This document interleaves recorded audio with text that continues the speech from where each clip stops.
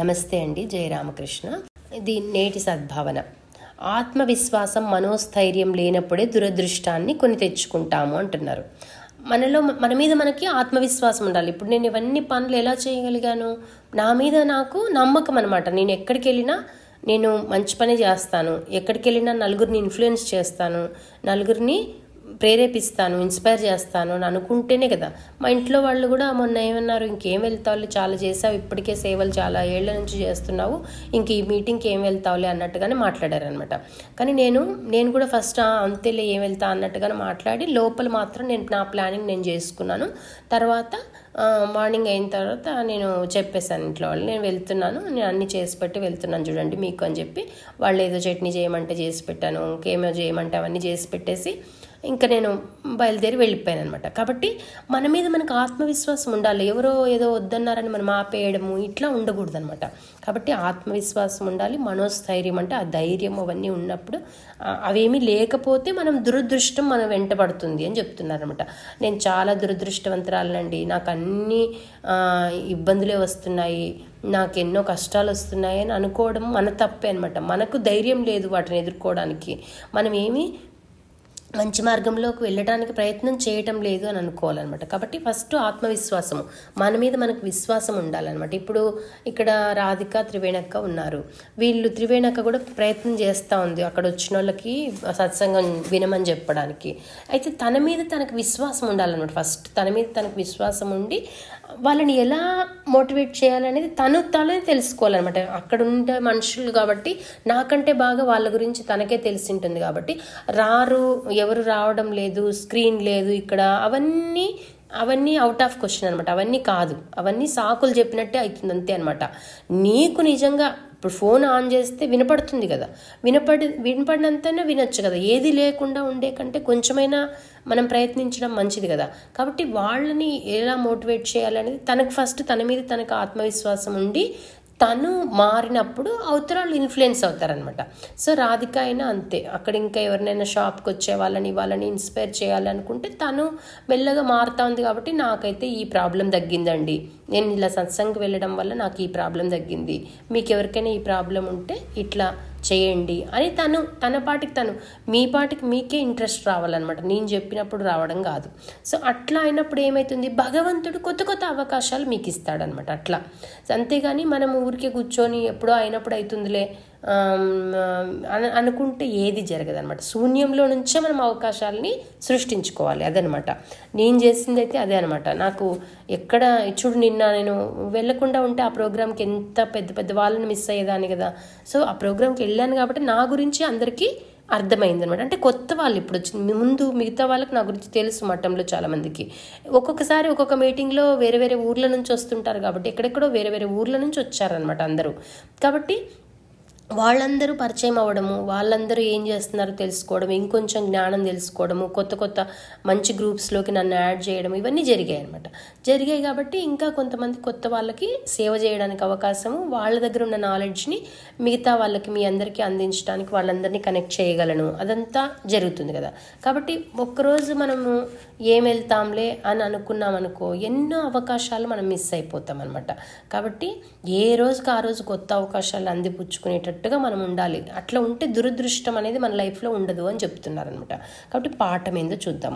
మన చుట్టూరా ఉన్నవారు ఎన్ని విఘాతాలను కలిగించినా మనం ఆ జగద్రక్షకుని హస్తాల మధ్య సురక్షితంగా ఉన్నామనే భావన ప్రతికూల భావనలను అన్నింటినీ జయించగలదు అని చెప్తున్నారు. సో మన ఇప్పుడు మీరు కూడా అన్నారు సత్సంగాలు చెప్పేటప్పుడు దీంట్లో కాలుపల్లిలో కొంతమంది ఏందో వింటున్నారు, వీళ్ళందరూ ఏదో మారిపోతున్నారు అన్నట్టు అనుకుంటున్నారు. మళ్ళా అక్క ఏమన్నారు, త్రివేణక్క, నేను ఏదన్నా భక్తి చేసుకుందామో లేకపోతే ఇంకేదో అంటే ఎవరో ఒకరు వస్తారు, డిస్టర్బెన్స్ అవుతుంది అని చెప్పారు. అప్పుడు ఎప్పుడు అవుతుంది అంటే మీరు అలో చేసినప్పుడే అవుతుంది, అంతే కదా. మీరు వాళ్ళకి అవకాశం ఇచ్చినప్పుడే, లేదమ్మా నేను ఈ టైంలో నేను పుస్తకం చదువుకుంటాను, ఈ టైంలో నేను పూజ చేసుకుంటాను, ఇది అయిన తర్వాత మాట్లాడదాము, ఎప్పుడైనా ఆ టైంలో మాత్రం నాకు రావద్దండి, వచ్చినా నేను మాట్లాడలేను మీ దగ్గర అని ముందే చెప్పేసుకున్నారనుకోండి, స్ట్రిక్ట్గా అనుకుంటారు వాళ్ళు, పలు రకాలుగా అనుకుంటారు. అబ్బో ఈమెకు చాలా భక్తి ఎక్కువైందని, ఇంకోటని చాలా అనుకుంటారు. కానీ మెల్లగా మీలోని మార్పుని చూసి వాళ్ళు కూడా మిమ్మల్ని ఇన్స్పిరేషన్గా తీసుకొని మీలాగా ఉండాలి అని అనుకుంటారనమాట అప్పుడు వాళ్ళు. కాబట్టి ఎవరు ఎన్ని విఘాతాలు అంటే అడ్డంకులు కలిగించినా కూడా భగవంతుడు నన్ను రక్షిస్తున్నాడు అని మనం నమ్మినప్పుడు మనకి ఏమి కాదు, మన పనిలో మనం ముందుకు వెళ్ళిపోతాము అని చెప్తున్నారనమాట. ప్రతికూలతలు ఏర్పడినప్పుడు మాటలను చేతులను వృధాగా వాడరాదు. సో మనకి ఏవో అడ్డంకులు వచ్చినాయి, అప్పుడు మనం ఎక్కువగా మాట్లాడి సమాధానాలు చెప్పకూడదు అనమాట. కొంచెం ఎంత వీలైతే అంత తక్కువలో మనము సమాధానం చెప్పేటట్టుగా ఉండాలి. అన్నిటినీ సహిస్తూ భగవన్నామాన్ని జపిస్తూ ఉంటే అదే నిజమైన శక్తిని ప్రసాదిస్తుంది. నేను చెప్పినాను కదా, ఒకసారి నేను డోర్ టు డోర్ వెళ్ళాను అని, అంటే ప్రతి ఇంటికి ప్రచారం చేస్తూ ఒక్కదాన్నే ఒక 1 month తిరిగాను అనమాట ఇక్కడ మా ఏరియాలో. అప్పుడు ఒక్కొక్కసారి ఏమవుతుంది, ఇక్కడ వాచ్మెన్లు వాళ్ళు అలో చేసేవాళ్ళు కాదనమాట, ఎవరో ఏమో అని అనుకుంటారు కదా. అప్పుడు నేనేం చెప్పేదాన్ని, వాచ్మెన్లతో వాదిస్తూ కూర్చునేదాన్ని కాదు, వెంటనే బయటకు వచ్చేది. ఇంకా అపార్ట్మెంట్ వద్దులే అని చెప్పేసి వదిలేసుకొని పక్కకు వచ్చేసేదాన్ని. ఆ వచ్చేదారులు మంత్రం చెప్పి వాళ్ళు ఏదైనా కొంతమంది తిట్టేవాళ్ళు కూడా వాచ్మెన్లు, నేను ఏదో సేల్స్ పీపుల్గా వచ్చామేమో అని, ఇంకోటని దేనికో వచ్చాము, అపార్ట్మెంట్లు దొంగలు అనుకుంటారు, ఇంకేదో అనుకుంటారు కదా కొత్త వాళ్ళని సిటీలో. కాబట్టి నేను వాళ్ళు ఏదైనా ఒక మాట అన్నా కూడా మంత్రం చేసుకుంటూ బయటకు వచ్చేస్తుందని అనమాట. కాబట్టి అదే చెప్తున్నారు, ఏదైనా విఘాతం కలిగినప్పుడు భగవన్నామాన్ని జపిస్తూ ఉంటే అదే నిజమైన శక్తిని ప్రసాదిస్తుంది అంటున్నారు అనమాట. భగవంతునితో సన్నిహిత సంబంధం ఏర్పడినప్పుడు ఎటువంటి అవరోధాలు చుట్టుముట్టినా మనలను చెలింప చేయలేవు. కాబట్టి భగవంతునితో ఫస్ట్ మనం కనెక్ట్ అయ్యాము అంటే ఇంకా మనకి ఎటువంటి అవరోధాలు ఎదురైనా కూడా మనం చెలించమనమాట. మేము వివేకానంద స్వామితో అంతగా కనెక్ట్ అయ్యాము కాబట్టి నేను ఏదైనా ఒక పుస్తకం పెట్టి వివేకానంద స్వామికి లెటర్స్ రాస్తుంటాను అనమాట. ఆయన ఎక్కడో ఉన్నారు కదా, ఆయన లేరు, అయినా కూడా ఆయన ఉన్నారు అనే ఉద్దేశంతో నేను నా సమస్యలన్నీ చెప్పుకోవడం అయితేనేమి అవన్నీ లెటర్స్ రాస్తుంటాను అనమాట ఆయనకి. మీకు తెలీదు, అనుకోకుండానే ఒక మిరాకిల్స్ లాగా ఎక్కడి నుంచో సమాధానాలు వస్తుంటాయి అనమాట. ఎవరో ఒక ఫ్రెండ్ ఫోన్ చేసి దానికి పరిష్కారం చెప్పచ్చు, ఇట్లా రకరకాలుగా జరుగుతుంటాయి. మనం నమ్మాలన్నమాట. మీరు బాబాని నమ్ముతున్నారనుకోండి, బాబాకి మీరు మీ భావాలన్నీ తెలుపుతూ ఉత్తరాలు రాస్తున్నారనుకోండి, ఎక్కడి నుంచో ఒక మెసేజ్ ద్వారా మీకు సంబంధించిన ఆ కష్టం తీరిపోతుంది అనమాట. అట్లా మనము ఎన్నో చేయొచ్చు అనమాట. ఎందుకంటే మనము భగవంతుని బిడ్డలము కాబట్టి మనం భగవంతుని, నేను ఎప్పుడు ఏమనుకుంటాను, ఇప్పుడు ఎక్కడికో వెళ్తుంటాను, ఎంతో మందికి నా నంబర్ వెళ్ళిపోతుంటుంది, అయినా ఇన్ని సంవత్సరాలుగా ఎవరి ద్వారా నాకు ఇబ్బంది కలగలేదు అంటే ఏమని అర్థము? నేను ఒకటే నమ్ముతాను అనమాట, ఇది స్వామి వివేకానంద పని, నేను నా నంబర్ ఇచ్చేస్తున్నాను, అయినా ఆయనే రక్షించుకుంటారు, ఆయన ఆ నంబర్ ఎవరి దగ్గరికి వెళ్ళాలో వాళ్ళ దగ్గరికి వెళ్తుంటుంది అని అనుకుంటారు. సో నా నంబర్ చూడండి, ఎక్కడ పడితే అక్కడ ఇచ్చేస్తానే ఉంటాను అనమాట, ఎవరు వాళ్ళు అని కూడా చూడకుండా. ఆటో వాళ్ళకైతేనేమి, స్విగ్గీ బాయ్స్కి అయితేనేమి, ఎవరు అడిగితే వాళ్ళకి నా నంబర్ ఇచ్చేస్తాను. కానీ ఇంతవరకు ఏ రోజు కూడా ఎటువంటి సమస్య రాలేదనమాట. ఎవరైనా ఫోన్లు చేసి వేధించడం కానీ ఇంకోటి కానీ ఏది జరగలేదు. ఎందుకు జరగలేదు అంటే అది నేను భగవంతుని పని అనుకొని నేను నా నంబర్ ఇచ్చేస్తున్నాను కాబట్టి భగవంతుడే అది ఎవరికి వెళ్ళాలో రైట్ పీపుల్ దగ్గరికి ఆ నంబర్ని చేరుస్తూ ఉంటాడు. కాబట్టి రైట్ పీపుల్ ఎంతమంది కనెక్ట్ అయ్యారు, నాకు రాధా మనోహర్ దాస్ స్వామి కనెక్ట్ అవ్వడం అయితేనేమి, ఈ సుదర్శన్ అనే ఆటో అబ్బాయి కనెక్ట్ అవ్వడం అయితేనేమి, ఇట్లా చాలా మంది మంచి వాళ్ళు కనెక్ట్ అవుతున్నారనమాట. అందరూ ఆశ్చర్యపోతారు, నీకు ఎలా దొరుకుతారు అసలు ఇంతమంది, ఎక్కడెక్కడ ఇంట్లోనే కూర్చొని ఉంటాం, మళ్ళీ ఇంట్లో ఉంటాను, ఏదో కొన్ని ప్రోగ్రామ్స్కి వెళ్తుంటాను, కాబట్టి నీకు ఎట్లా దొరుకుతారు ఇంత మంచి వాళ్ళు అని అడుగుతుంటారు. నేను భగవంతుణ్ణి అంతగా నమ్మాను కాబట్టి దొరుకుతారనమాట. నమ్మకపోతే మన జీవితం మామూలుగానే ఉంటుంది అదనమాట. సో మనం భగవంతుని బిడ్డలు అనుకొని సేవలోకి దిగితే మాత్రం అద్భుతాలు సృష్టించవచ్చు అనమాట మనము. కాబట్టి ప్రార్థన, ఓ దేవా, నిన్ను ఆర్తిగల హృదయంతో అర్థిస్తున్నాను.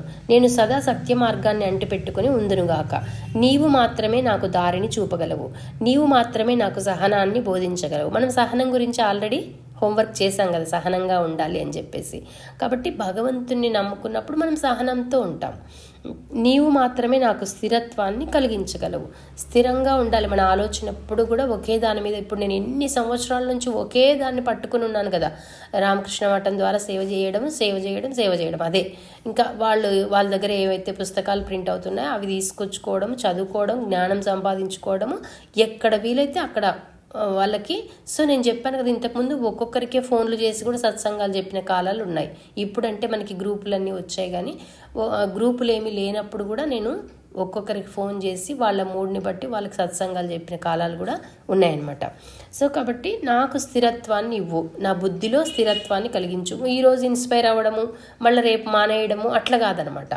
ఎప్పటికీ ఉండాలి ఆ ఇన్స్పిరేషను. అట్లా మనం ఉండాలి అని అనుకోవాలి. ఎందుకు మనం ఇలా సేవ చేయడం వల్ల ఏమవుతుంది అంటే, నేను ఆల్రెడీ చెప్పాను మీకు, కర్మ అనేది తగ్గిపోతుంది. మనకి ఏదైనా ఒక పెద్ద యాక్సిడెంట్ జరగాల్సిన చోట చిన్న ముళ్ళు గుచ్చుకుని అది తీరిపోతుంది అనమాట. సో కాబట్టి సేవ చేయడం అనే దాని ద్వారా మాత్రమే మన కర్మ కంప్రెస్ అవుతుంది అని చెప్తారనమాట. కర్మలు తగ్గించి వేయబడతాయి అనమాట మనకి.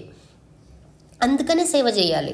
భక్తి చేసుకున్నప్పుడు ఏమవుతుంది, పుణ్యం వస్తుంది, అది నెక్స్ట్ జన్మకి క్యారీ ఫార్వర్డ్ అవుతుంది. కాబట్టి భక్తితో పాటు సేవ కూడా చాలా ముఖ్యము అని చెప్తారనమాట.